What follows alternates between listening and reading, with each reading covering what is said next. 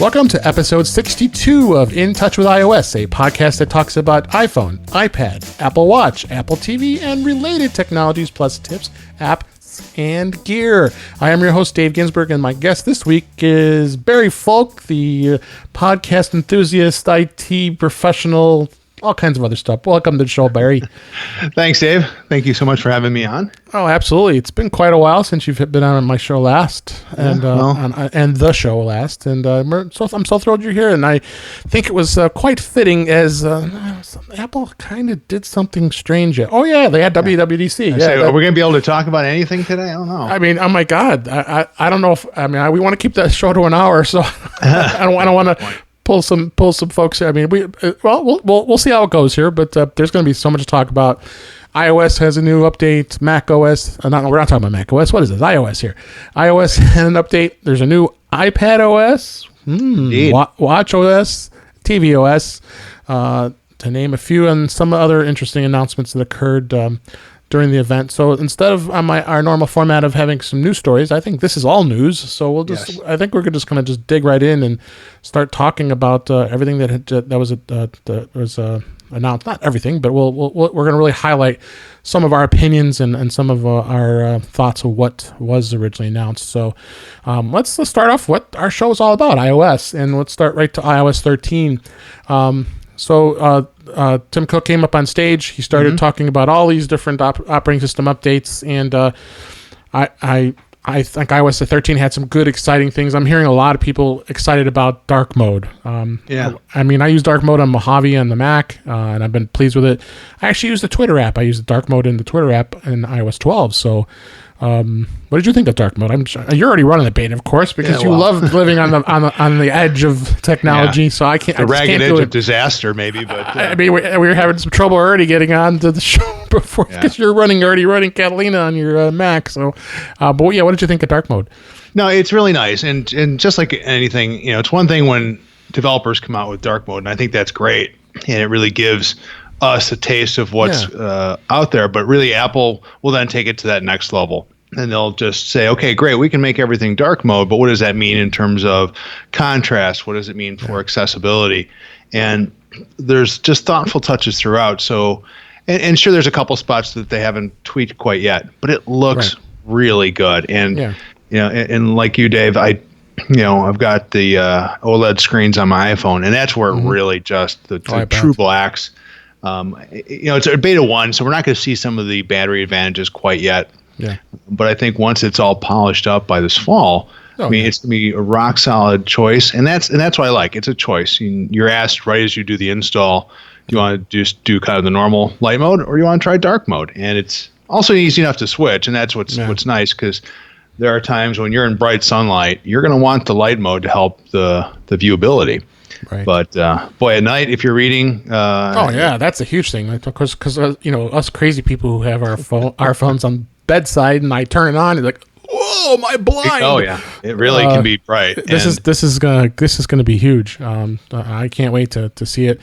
Definitely gonna look at getting some sort of device to install it on. Maybe I might have an iPad. I might be able to borrow from somebody. There you go. And see how that looks. But that's that. I think that was just a great new feature with that in itself. I guess the other thing too is they did announce that the Face ID is about 30% faster loading.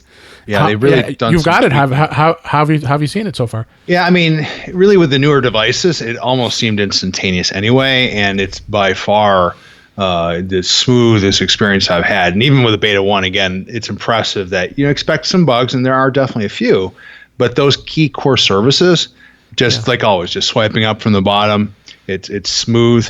And it's really nice because it makes it frictionless, and you're getting good security, and all this behind the scenes work that's being done. So it's really nice, and I've been very pleased. So I think you're going to even notice it faster, to the point of it's almost like it's not there. Yeah.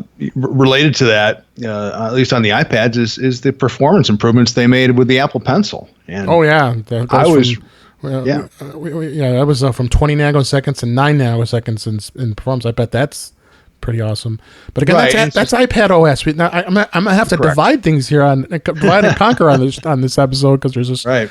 so much. Let's hold that thought, and we're going to dig into iPadOS here in just a minute. But the other thing too is, and I think actually we can talk about this on the iPad part as well, is the Files app and the ability of sharing folders. That was so I was like, wow, that's awesome. I'm so excited about that because now you can, with your iCloud drive, you actually can access files from basically anywhere. You can plug SD cards and USB flash drives into the iPad and actually be able to copy files back and forth from it. What a concept! Just do it natively. Yep. So again, we'll hit that on the iPad here in just a minute because it's gonna be on the iPhone as well, but I don't think anybody is going to be doing that as frequently as they will on the iPad because. To your point, David, and I think it's going to be interesting because and it's the big if, this fall they come out with an iPhone that's USB-C. Yeah, it does make. I mean, even if they have an adapter, using the files, and again, it's one of those crazy things. You and I, we're longtime Mac, Apple, iPad users. Right. So I think you and I both prefer using the iPad for most of our things. But I look at younger generations, whether it's in the workforce or our families, and man, they just use their phones. And so to your point about using files, they'll probably just plug those things in to just upload movies, and it'll be pretty cool. And I'm glad they finally decided to say, hey, okay, we've gone far enough. We've done a good job with cloud services, but there are times you just want to plug in a thumb drive. Oh yeah, for sure. And I've done it many times, and it was just such a nuisance to being able to do it because, they had so many third party. I bought all of them. They had the SanDisk one. You plugged it in, but you had to use the SanDisk app to copy it in. It was just like a big circle around to work on this stuff. So, but I would definitely say, it was great. So let's talk about a little further because it's going to be even more of an advantage on the iPad. Also they talked about Siri. Siri's got the more natural voice, which sounded really great. The Siri shortcuts, really good. Yeah, it really did during that. Siri shortcuts now support suggested automations that provide personalized routines for things like heading to work or going to the gym. The other thing I was pretty excited about was the AirPods. Now you can Siri can read the incoming messages as they arrive. From messages on any Siri kit-enabled messaging app, and that's other key because you'd be using WhatsApp or any other messaging type program. So Apple's being very open with that too. What did you think of that? I think AirPods, at least having that was just huge. Yeah, I'm obviously a huge fan of AirPods like you are. Yeah, and I use them all the time. And it's really not a joke that it pretty much I prop them in the first thing when I get up by listening to podcasts. And the ability to have that, especially in certain scenarios where you're walking around, your hands aren't available, and you just need to do a quick reply like they showed in the demo. That's a game changer, right? It again makes that experience so easy that you don't have to worry. Oh, I got to put this stuff down, and it's a first world problem, but enabling that communication just makes it so much better for everybody. And I think, again, you look at the accessibility aspects of everything that Apple does, it really does open up messaging to a larger audience as well. Oh, it really does. That was a couple other things that kind of highlighted out to iOS 13. They also did some. I think I'm probably going to talk about this in future episodes because, like I said, there's just so much to talk about today. I just want to just kind of mention a few things here. The Photos app was amazing. The new interface, the new editing tools, and then they made some huge strides with this. I was just really thrilled about, and then being able to break things down by year, easily finding it instead of seeing that mass view of years of photos. That was great. And then videos will play automatically upon your selection. Days and years feature. It just goes on and on. The other thing that they added was enhanced reminders app, which I was really excited about. I think that was way overdue because that one was just kind of aged. But that was definitely one of the oldest ones they hadn't updated. Yeah. And then they did enhance a lot of the Apple Maps features, which they did demo during the keynote yesterday too. I record this.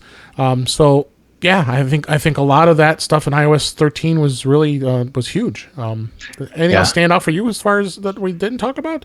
I think the security aspect. You want to get into that? Yeah, let's go. Let's dive into that. They did announce the sign in with Apple because I would never in a million years sign in with Facebook. Exactly. I probably would do Google more. Facebook, I avoid like the plague when it comes to that type of sign in because I don't want Facebook to have every sign in I have. Sure. So yeah, go ahead. I know you were pretty psyched about this as well as I was about the sign in with Apple. It was something I guess I wasn't expecting. Apple talks a good game about privacy, and I think that's important, but it's always a bolt-on into something. Security is baked into your browsing. When you're using messages, it's encrypted, and that's great, and I think that's really important. But now this becomes its own tool, and you can embed it into apps or websites or whatever, and basically you're logging in and you're signing in with Apple. So it's the same concept. But Apple's making a point that they are not getting your private information. They are certainly not sharing information out to these other apps or other websites, and that really is important. It really is. I think, this is just my take, and this is partially because we're both security professionals, but also it's just I'm tired of all these breaches and email addresses getting out there, phone numbers, locations.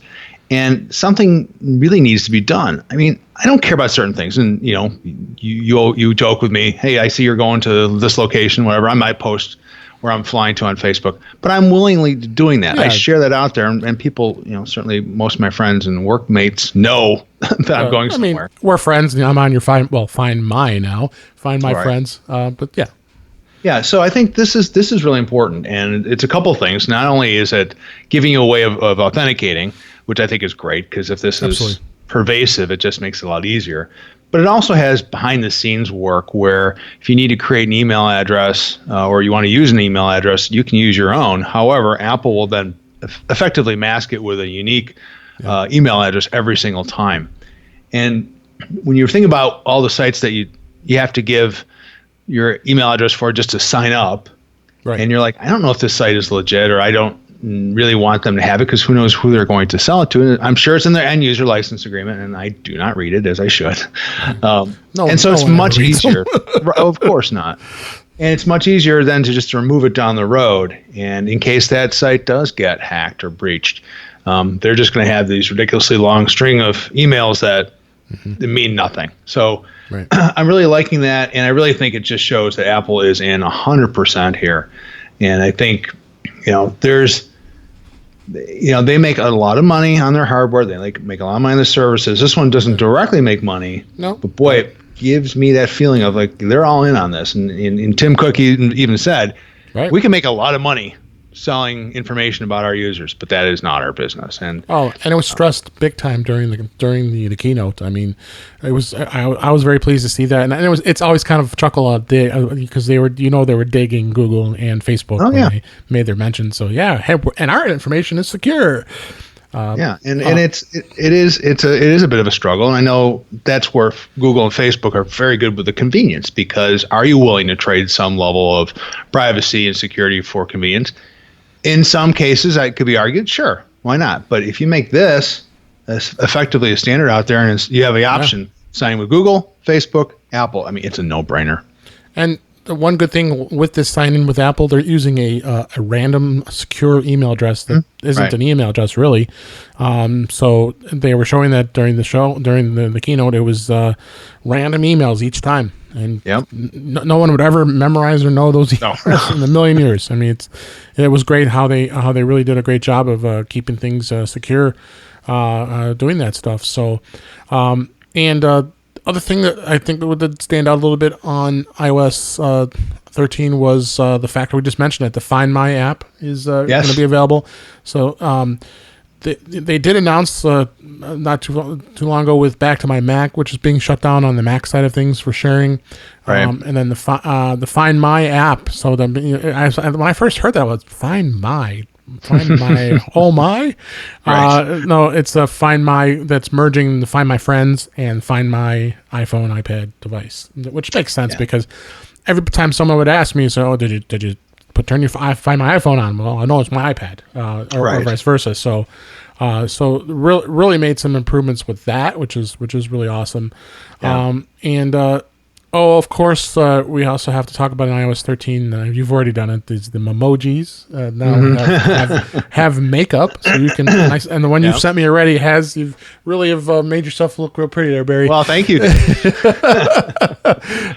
they've got the piercings. They got the lipstick. Oh my God, it was frightening. Some of the piercings they had, and so but, this is going to, I guess, where your audience, millennials and younger. Really want this stuff, and that's fine, because I know a lot of old curmudgeons were talking about it. I won't mention any names, but listen to a few.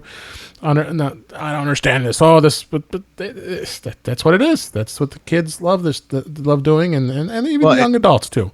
Yeah, no, and it's fun to customize, and you can see it in a lot of other apps, especially like the chat apps. So I think it was smart for them to do it. I definitely felt that they crossed the line that I don't cross myself when they had the two. Right. I think it was the Instagram influencers or the Facebook YouTube, but that's great. I mean, again, in talking to people who are a generation or two younger than me, that's just normal for them, and I'm like, great. So they thought it was really cool, and I'm like, okay. So we got some cool stuff for us old fogies, like the MLB app on the watch. We'll talk about that later. Yeah. Oh my God, that thing is awesome. But I just think it's smart, and I think this goes back to things you and I have talked about for years about Apple, where they're really increasing the diversity. They're getting an influx. I mean, nothing against Phil Schiller or Craig Federighi; those guys are great. Yeah. But you want to bring in an influx, because that's going to keep Apple viable and fresh, and I love to see it. And not everybody's going to be happy, and you can't play that game. Impossible. I mean, exactly. And that's what was great about the keynote. They brought up lots of different people up on stage from the different departments to talk about all this stuff. So, the other thing too is they did add. Now you can now download larger apps over cellular. I think the limit was 150. Now it's going to be 200 megabytes, which is great, because I don't mind doing that because I have an unlimited plan. So, but of course, for those of you who have are data challenged, you can always turn that off like you normally do. Right. The apps themselves will be smaller, and and they're reducing size, so that's probably another reason.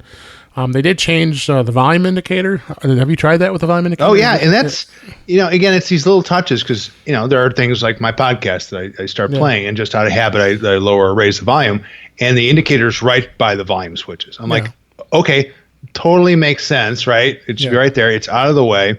Same thing with the iPad. When you do it, it's up on the top. And at first, it's a wider volume indicator, but as soon as you start to change it, it shrinks, so it immediately gets out of the way. It makes it noticeable, and then drops into the background. So some very nice thought touches there, because just a big old display in the middle for the longest. Oh yeah, it was always that icon. They had that icon forever. Every time you climb up there goes the bar. Yep. What else did they have? Let's actually mention compatibility. Now this was interesting. Of course, all the new models, starting from the X to 10S all the way down, every phone's going to get supported. The cutoff is, I believe, the iPhone SE, and then you also have the 6S and 6S Plus is also covered. But anything below that, you're out of luck, folks. I mean, that's pretty good. I think that's fair. That is very fair. How much you pack in. I mean, that's years and years worth of devices, and you're seeing on average, between the Googles and the Samsungs and everything, you're going to get 2 years. That's it, at least in terms of support. Now, they may wrun, but where Apple is saying we're still all in. Last year was the big enhancement in terms of making these devices run. Sure, they got in some hot water with the batteries, but they seem to be continuing down that path. They didn't say, okay, we did that last year, so we can just cram stuff in. No, they continue to refine that, and I think that's smart. It really does create a tight operating system, and again, you get a good user experience. And of course, the wonderful brand new iPod Touch 7th generation. That's important, but it's supported. But you got to buy a brand new one in order to get it, because if you have a 6th gen, you're out of luck. Yeah, it won't run on the Air platform as well. That's good, and we'll come back to. I'll come to the iPad and give you that compatibility here in just a minute. But we'll kind of mix it up a little. Let's go to the Apple Watch. I think the most exciting thing to me was the new, of course, the new watch faces and the calculator app.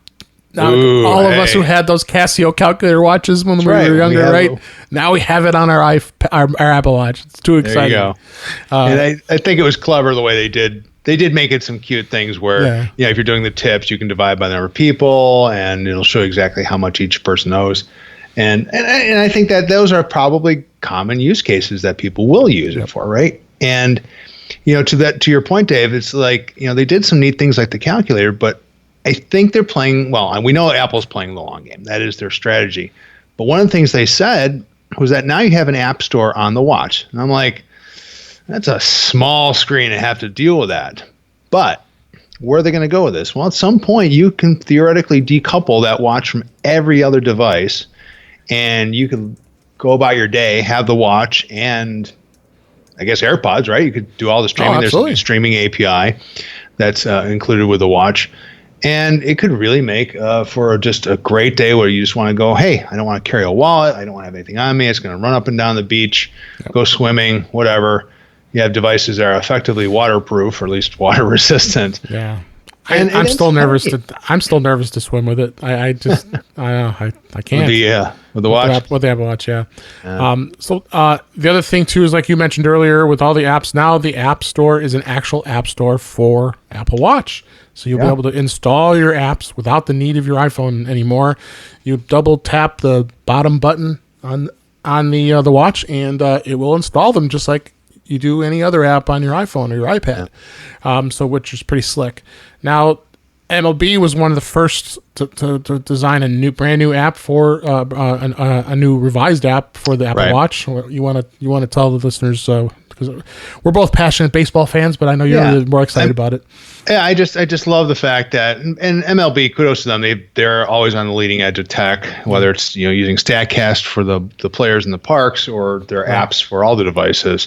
Now it's really, you have live updates on your watch. You can get scores. You can hear the highlights. I mean, literally, they were playing the audio from the game, and I just think that's great because, again, they're trying to provide experience for people like, oh, you know what, maybe I can get a watch for my kid, and he or she is 10, 11, or 12. You don't want them to have a phone yet, but you want to have something where you can communicate them. You give them a walkie-talkie feature. You give them something. Baseball is pretty innocuous. Let them have a few apps. Why not? I think you're going to tap into another market here. I mean, sure, for us, we're going to have all of them, of course, but we are just one segment. Then Apple's looking, I'm sure, at all mechanisms of the marketplace and going, there is a market out there that just wants a watch. They don't, and hey, kudos to them because.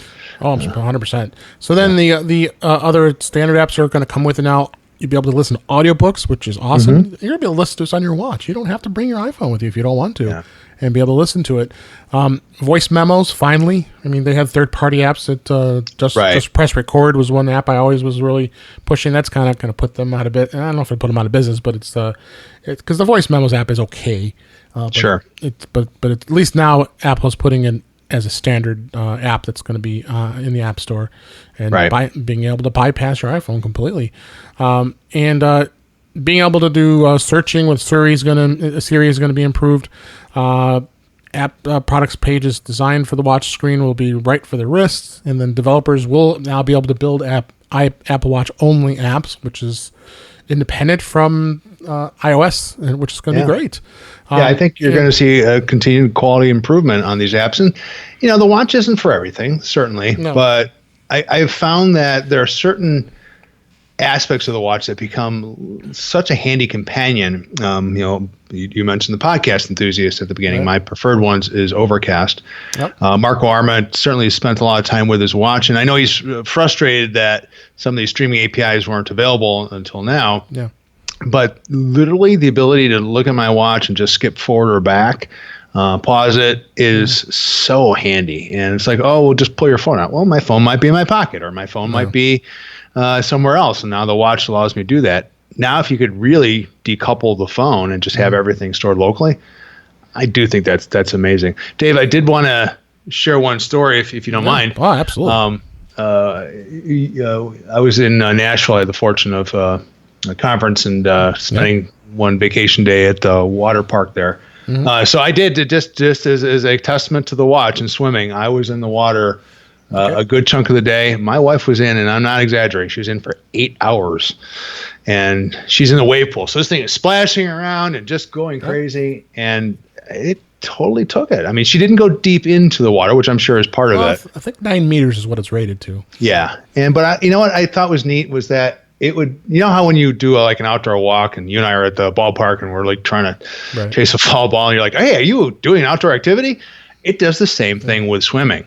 Yeah. And I'm like, well, that's cool. It's asking if I want to do a swim workout.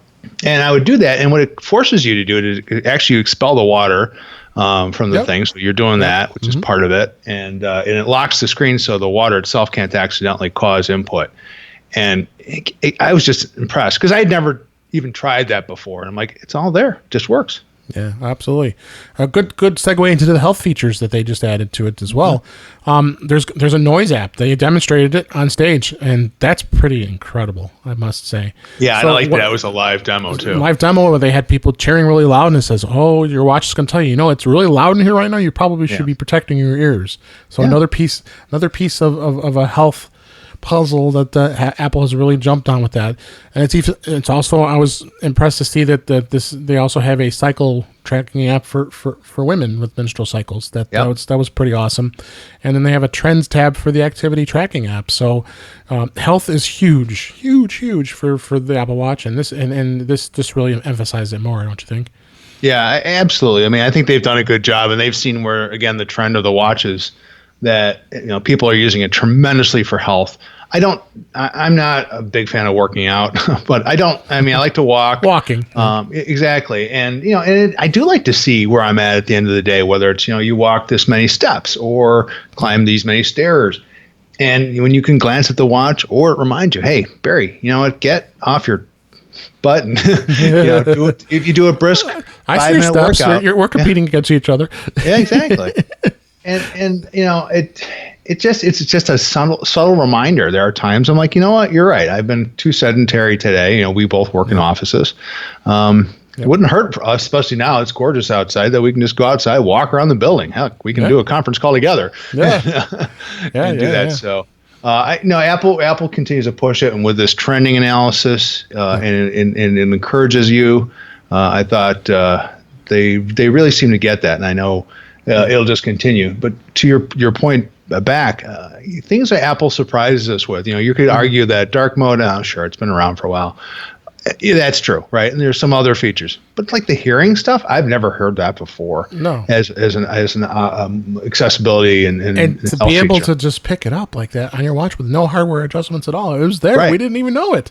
Yeah. So kudos to them, because I could definitely see that. I mean, we're both within relative proximity of O'Hare. It'll be really interesting if we're outside in a barbecue and all of a sudden your watch like, hey, you got a plane. Yeah, I might want to go inside this today.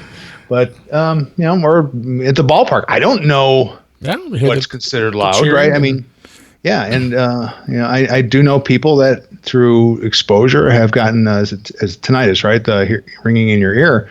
Mm-hmm. I don't want that. So hey, this is one more tool.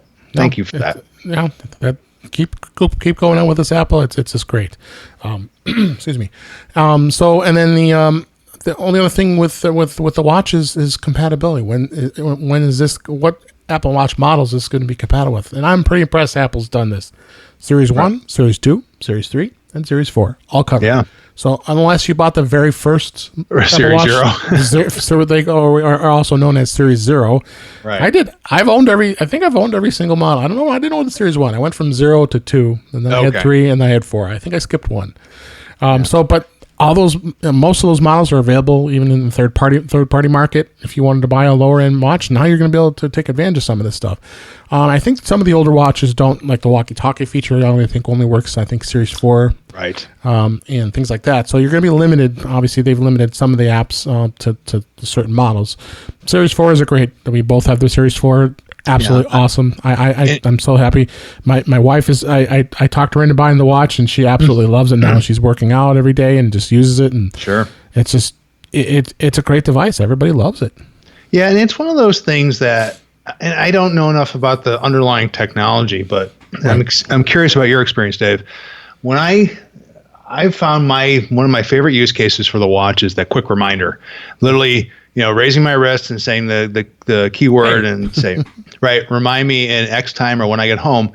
And it is always accurate. I mean, seriously, I don't even get it. Seriously, it is. Seriously, I don't absolutely. I think it's more accurate on the watch than it is on the other devices. I don't see the same accuracy on the iPhone and the iPad. Which, and there's arguments that you're putting the speaker and the microphone up to your mouth, maybe. Doubt it. But I am so impressed with that, and that's because it's so rock solid. I will literally do the command and just put my arm down. I don't wait for it to say it because it's 100%. And it's silly little things, right? Remind me when I get home to do this. Of course. Yeah, why not? That's store. What it's there for. And that's exactly it. It's providing that convenience that I need so I don't have to stop, type in a reminder, and all that. Now, you mentioned the Reminders app. Now, I'm curious when these things start to everybody start to be on the new versions, right? How well we can coordinate those things so I can say, remind me at this to call Dave or whatever. And I think there are ways to tag you so that you would also see the notification in some fashion. I bet you they'll do that, especially for participating in the Find My app of finding our friends. So I bet you they will. So that's the watch. Let's tap briefly into tvOS with Apple TVs. We of course talk about that great device as well. One of the biggest things I think they added in the Apple TV tvOS 13 was the new home screen and support for multiple user profiles. That is awesome. That's really nice. And that was obvious why they did it, because they're preparing for the movies and all the new shows that are coming out, and of course they're going to be pushing that as part of their services. So why not have just like Netflix does and others that have separate profiles for each person. Yeah.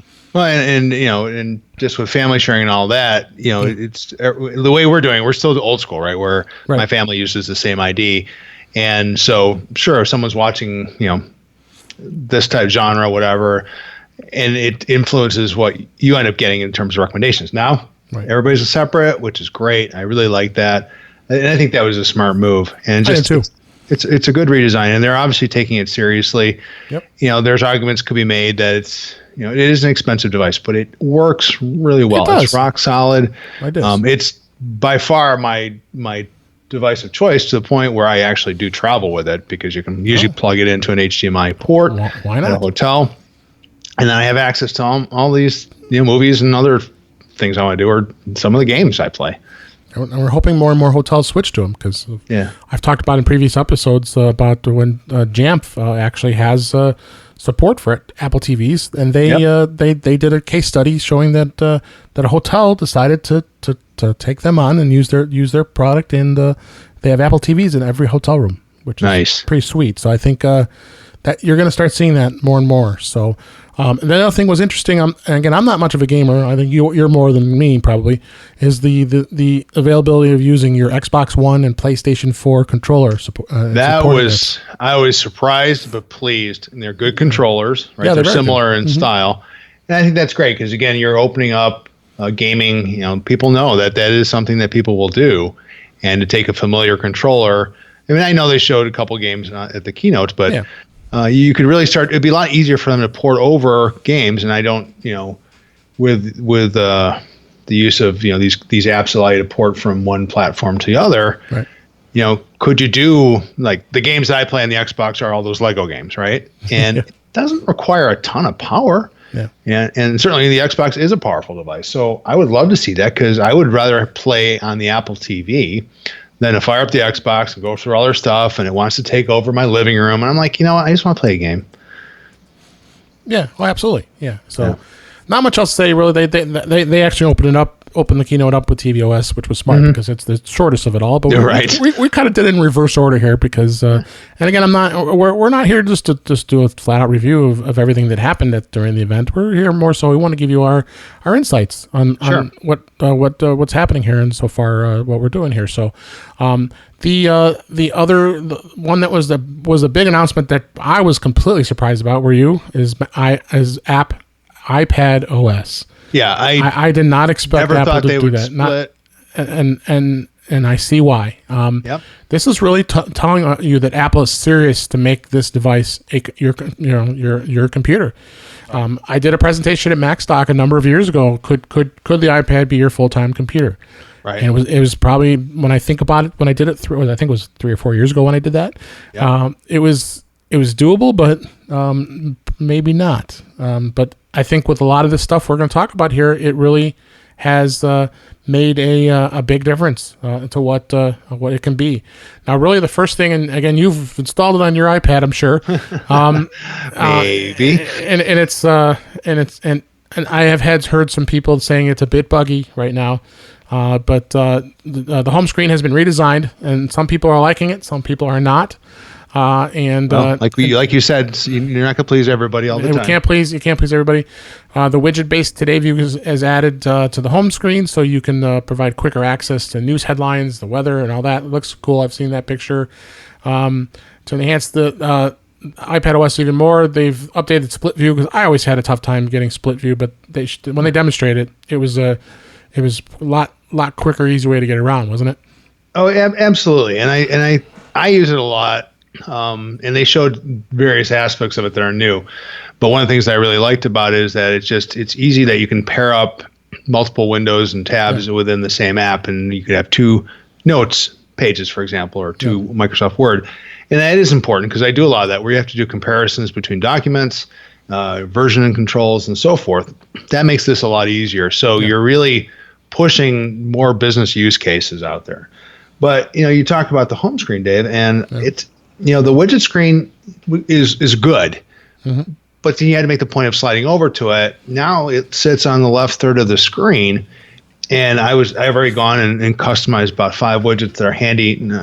We both work in multiple time zones, so I've got my time zone clock on there with cal zones. I've got my battery indicator, because I'm always nosy about that. But the simplest thing is like the up next, right? Hey, it's time for us to record our podcast, or I've got a meeting tomorrow at 8 a.m., whatever it is. It's just a nice quick view. And I know that there are people that say, well, they should have done more. Yeah, I guess, but it's a nice start. You can also put more onto that screen. They've tightened up that grid. So definitely it is a change from the old standard iOS screen. So I think it's a good big step. I'd like to see them do more, sure, but I'm not upset. I think this is a nice change. We talked about the Apple Pencil earlier. Let's dig into that a little bit further. Right. The lag time was 20 nanoseconds, which, think about it, really isn't much. And actually, if you think about it, that was pretty impressive that Apple was able to get it down that speed, considering what the device is. But now they got it down to 9 nanoseconds. And how do you notice it? I was surprised that they could actually change it, because I thought that would all be hardware based, but again, milliseconds. I'm sorry, I'm saying millisecond. No problem. That they were able to really, through software control and adjusting the hardware, you can just reduce that. I mean, that's incredible. I mean, it almost felt like you were drawing at the same time. I mean, the delay was by far the best for a device. What little I've tested so far, it does seem more fluid is the way I would describe it. Yeah. I mean, I don't do a whole lot. I did some annotations, I did some signatures, and it's so easy.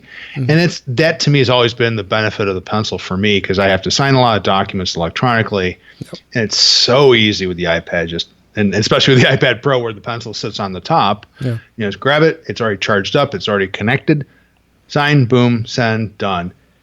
It's just a productivity enhancement tool it's amazing. And now it's better. I would be curious for the creative types, those that are artists. And I did listen to one podcast, the 2 gentlemen that do a lot of comics and things, and they were like just thrilled, because they already love the iPad. They were like, this is a great device. It's the best drawing tool they've ever had.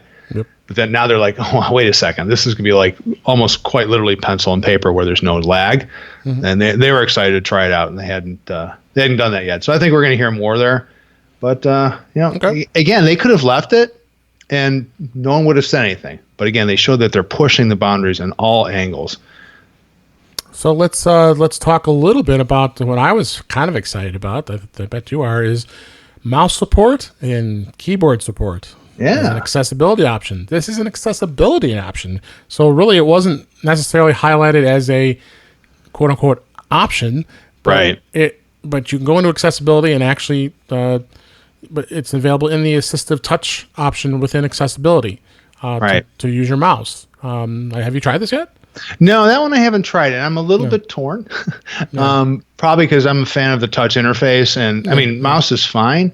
So I'm kind of curious to see how the interplay would be between the two, because I keep my hands on the screen and or the keyboard. Yeah. But there are probably good uses here, and I think this is probably the one area that, if it's done right, will take them again over one of the last remaining hurdles. And the people that I work with, when they're doing spreadsheets and they're doing fine type of document management like that, they really like the pinpoint control that a mouse gives you. Now, my argument is always, well, if you program for touch, there are ways of doing it that's just as good. But it is hard to change, some of the culture on that. And I'm really curious to see how that works. I don't know if you've used Citrix. Actually came out with a mouse for the iPad. Oh, okay. So you could use the mouse within the app only. So you could get your virtual desktop. You could use a full-blown version of Microsoft Word, essentially running in Windows, and you had a mouse that worked within it. And I'm like, yeah. And again, you experience things like latency. Yeah. So now you put it in the accessibilities. It's baked into the operating system. I think this could be really cool in certain cases. I'm curious to see if there'll be widespread adoption, because one of the nice things about the iPad is you don't really have to bring anything when you travel or just out and about. So, but that again, this goes back to the dark and light mode. Give people those options. Let them use the device how they want to use it. Right. And then the other thing I mentioned was it also is designed now to take advantage of the larger screens. So you have, of course, the 12.9-inch screen. I have the 11-inch screen, but I can't see much difference. So this is going to affect it. But they did incorporate a lot of features that function as a computer placement, which is the additional keyboard shortcuts with physical keyboards. So you could think, let's say, a Magic Keyboard if you want to. And you could use that instead of the case keyboard, because some people don't like that keyboard as much. They don't like the way it feels, but they do like the keyboard. It's the Magic Keyboard, right? And you can link that too. And we'll put a link in the show notes with this. Is it shows a huge list of different keyboard shortcuts that you can use, including things like using a default font size. You can zoom back and forth. You can save a web page. There's just all kinds of other things you can do, and the shortcuts do work with the Apple's smart keyboard, so that gives you the option as well. And we'll link to show notes. I don't need to go down deep with this, but have you used a lot of this stuff? So it's you've only had it for a day, so I guess we can't say much about what you experienced so far. Yeah, no, there's definitely some Safari commands. I was looking at the list, and I'm like, that would be handy for moving around the different tabs or closing out other tabs that are similar or the same as on the Mac or even other operating systems. And I think that's great, because I've gotten used to using the common ones, the copy and paste and so forth. To be able to control the browser windows, I think that would be great. Again, it just makes it a more productive experience. Yeah. Now, one of the things, I'm going to veer off for a sec since we're talking about things like that. They also added some more gesture-based controls. Yeah. And the gestures. I was going to talk about that. Yeah. Oh, okay. Yeah. So this is interesting, because again, this is training our minds to how it works. And for a while there, they had ways they didn't even have cut, copy, and paste in the original iOS. But once they got it, it was good, and certainly for a touch device, but it wasn't quite as fluid. Now they added the keyboard. You had the Command C and Command V, and that was great. But now you can do these 3-finger commands where you can basically pinch like you're grabbing it to copy it. Then you expand your 3 fingers to paste it down there, and then you can do a 3-finger swipe to undo. It worked really well. I was surprised, because even on the demo on the screen, it was a little janky, but I'm sure the guy was nervous in front of everybody. Yeah, I'm sure. But some of our notes for this podcast, I was just playing around with it and copied something, then paste, and I'm like, that's easy. It worked really well. I just need to train my mind to do that, especially if I'm doing a lot of stuff on the screen. So some kind of neat stuff that they did there. Oh, absolutely. And we'll put links to show notes as far as the new shortcuts that you can use with the different finger swipes. So that'll make it definitely a big difference. So let's that's iPad, and it's iPad, the iPad Pro. I guess I have to come back and find out what the compatibility is. So really, all the iPads that'll be supported by iOS 13 is all the Pros, of course. You have the 6th generation iPad. You'll have the 5th generation iPad, which was the lower end priced iPads that are still on the market. Of course, you have the Air 2. You have the Mini 4, and I believe they're still doing the Mini 3. But and the Air 2, which is the older Air. And that one's available. But beyond that, you're at the end of the road. Yeah, and that's the same thing. I mean, but they have been a little more aggressive with iPads than they have with iPhones. Understandably so, because I think more people have iPhones, of course, than they do iPads.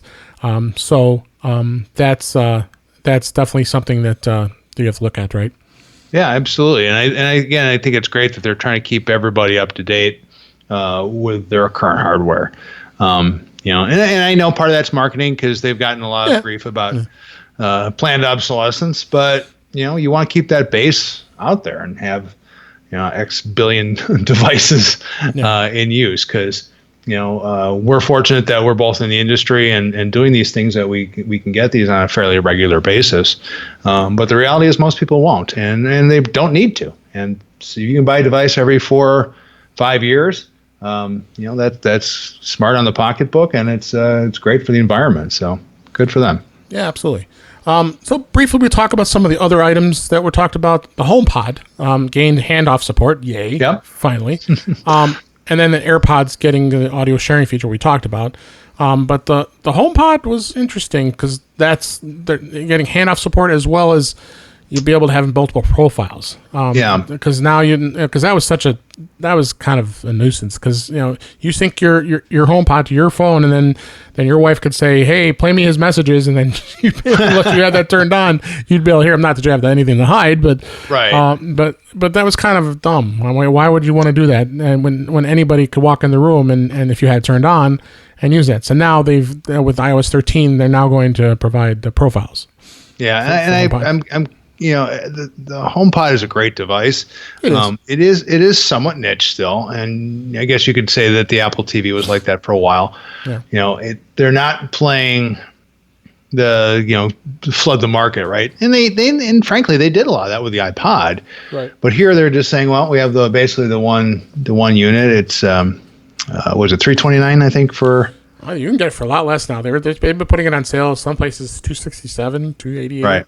Yeah, so when I bought mine, I've talked about that previously. I think I got as low as $249. So yeah, but it's still a pricey device. I mean, the device. Don't get me wrong, it sounds fantastic. Oh yeah, it does. It's easy to use, but I just it literally.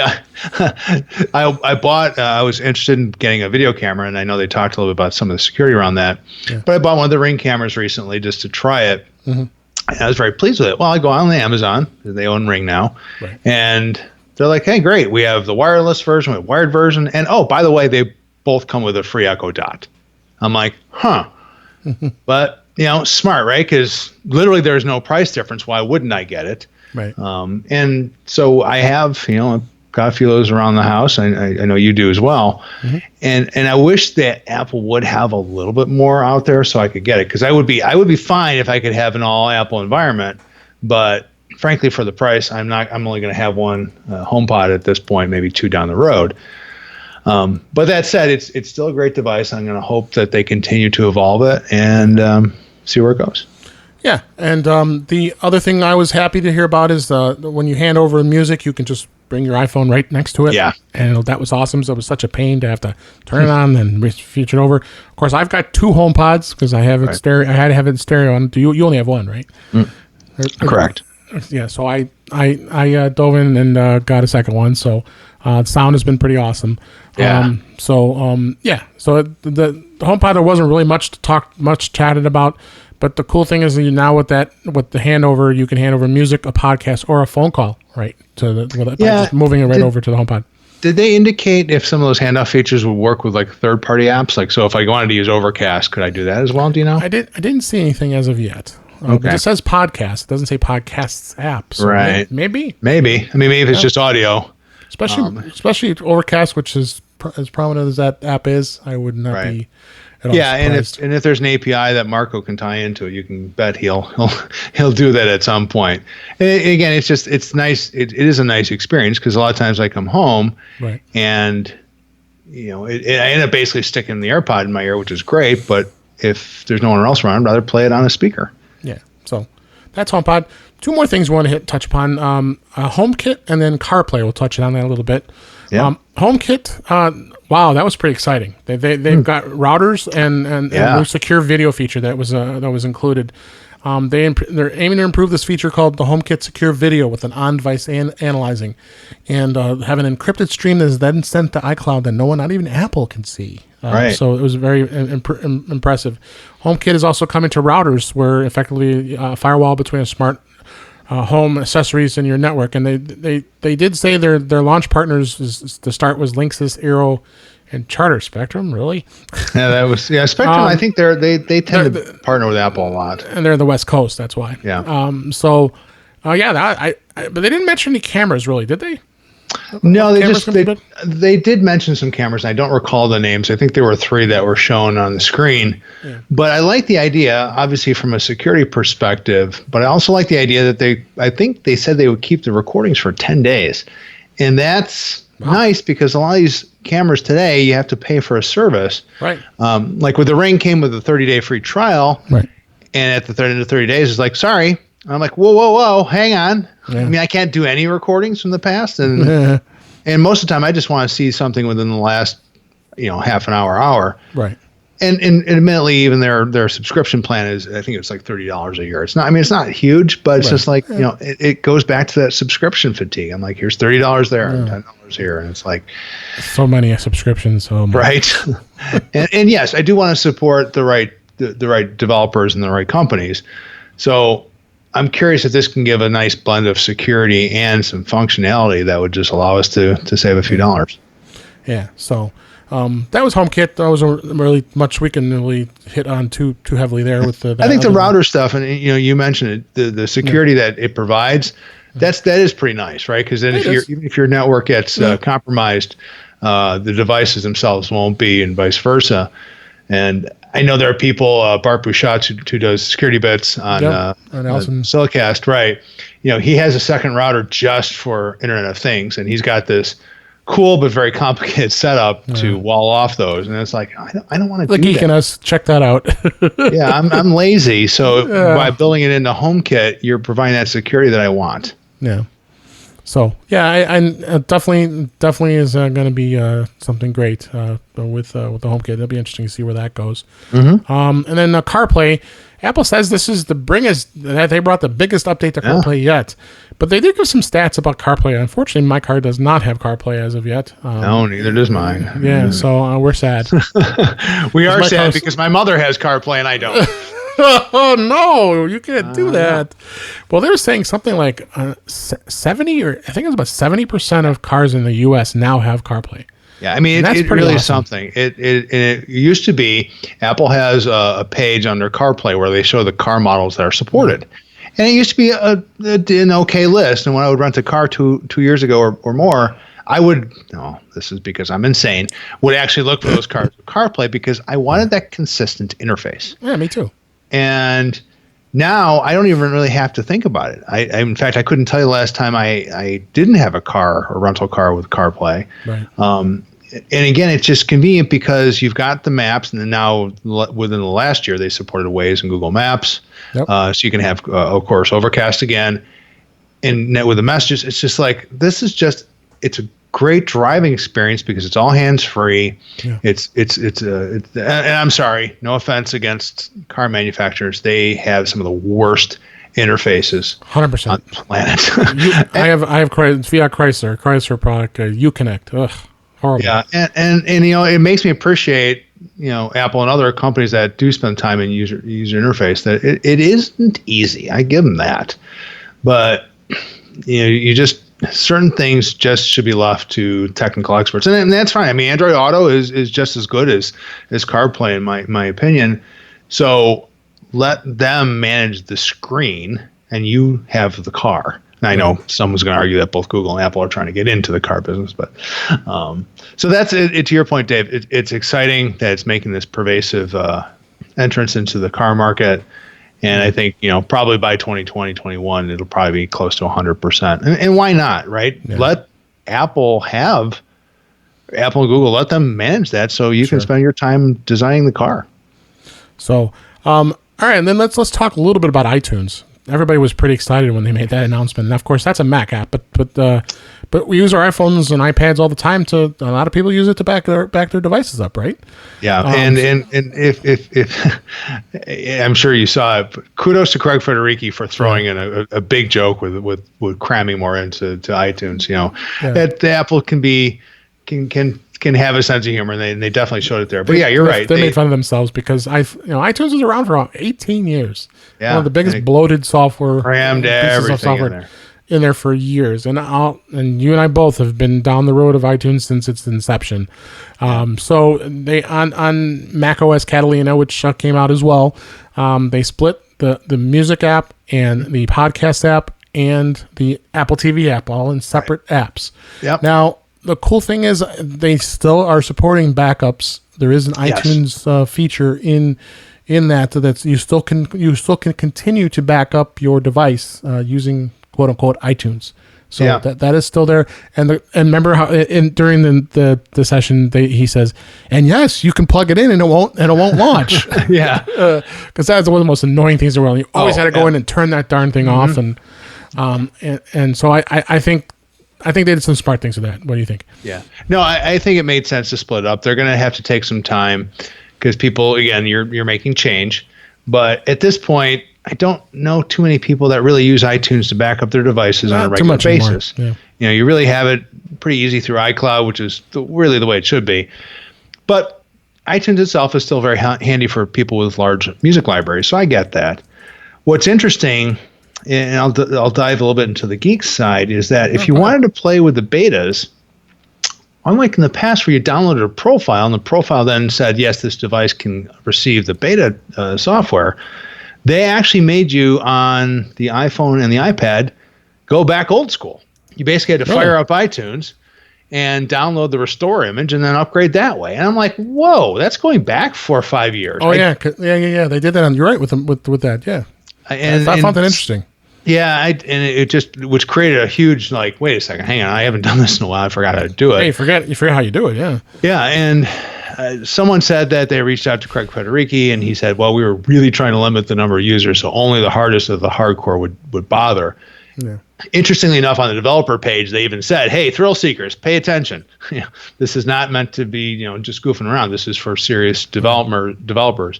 But, of course, that doesn't stop me. No. So it was interesting, but I was struggling because the interface is not as intuitive. I was used to it just always being on the sidebar, and like you said, it comes up. What's interesting, Finder will show the device, and if you click on the device in Finder, it comes up with a summary screen, and you can do everything from there. Right. I'm like, this is actually, that's well designed. That makes more sense. It's a device. You're in Finder. Let me see what it's all about. Yeah. So, and then just to throw out this a little bit, which is kind of funny, honestly, we do have some Windows users out there that use Windows. Oh, sure. iTunes. We do it work.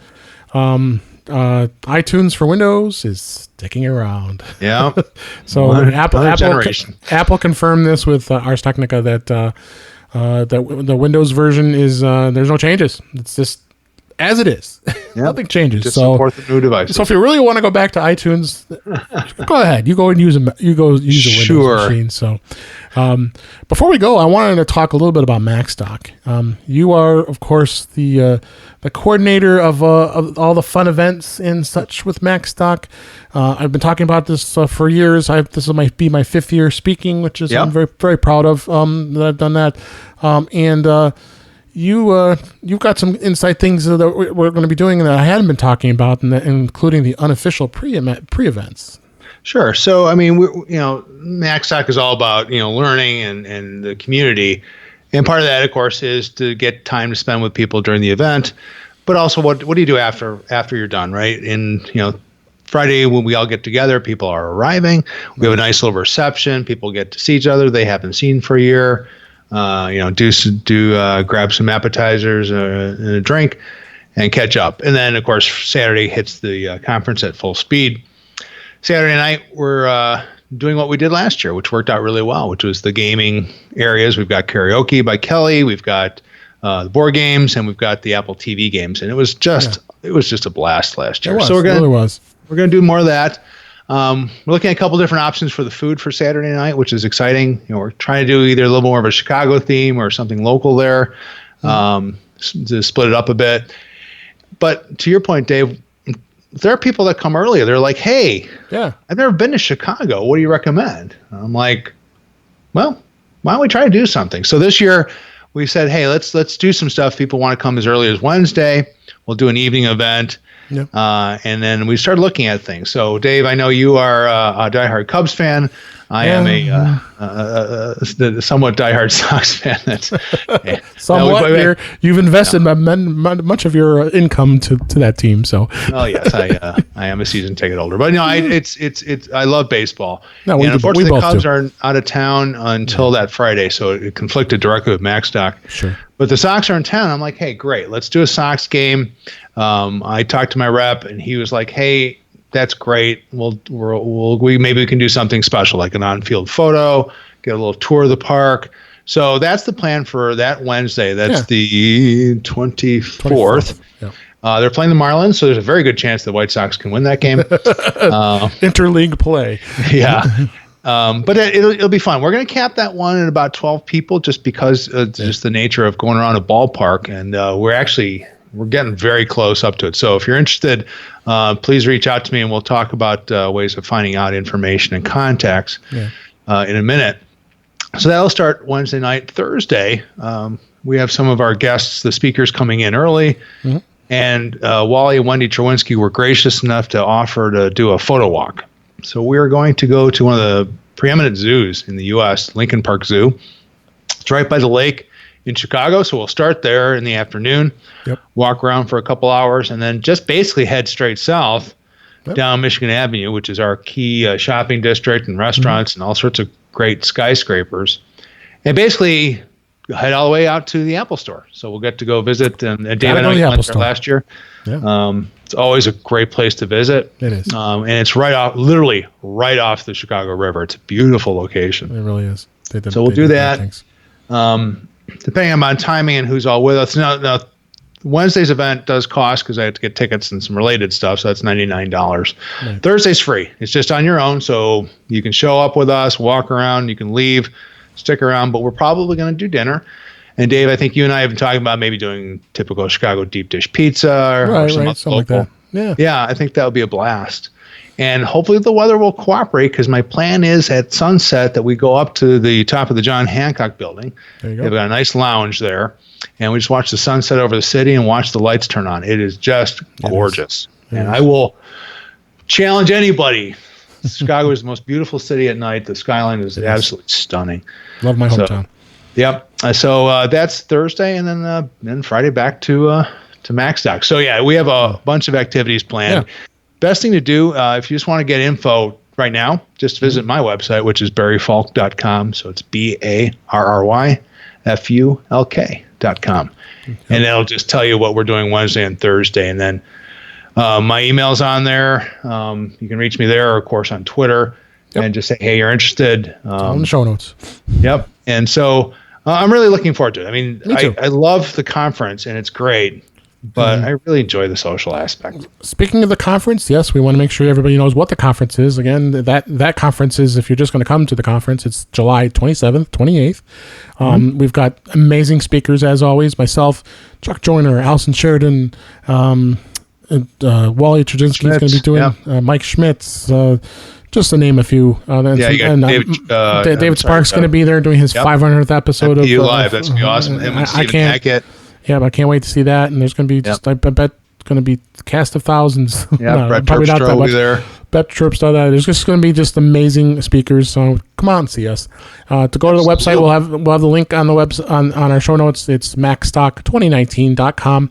And for In Touch with iOS listeners, if you use the offer code INTOUCH at checkout, you will save $70 off that regular price, and that covers both days, including meals for both days too. So check it out. I want to spend too much more time on it, but other than the fact that we love MacStock and we want you to come out. So, well, Barry, this was a great show, wasn't it? We just had a lot of blast fun. Dave. It's always a blast talking to you. You and I just have a great time, and I got to have you come on more often. But you're just so busy. You're so busy. But this time of year is a challenge. I mean, is. Very there are much several work functions that happen at the same time as MacStock, and I pull my hair out. And of course, as you know, I went to 5 ball games last week, so I can't help myself. I love summertime in Chicago. Dedicated Sox fan, and that's okay. So let everybody know how they can get a hold of you. You said that you're on Twitter at FulkB. Yeah, right? so FulkB, FULKB at Twitter, and of course you can email me, whether it's barryfulk@gmail.com or barry at For Mac Eyes Only.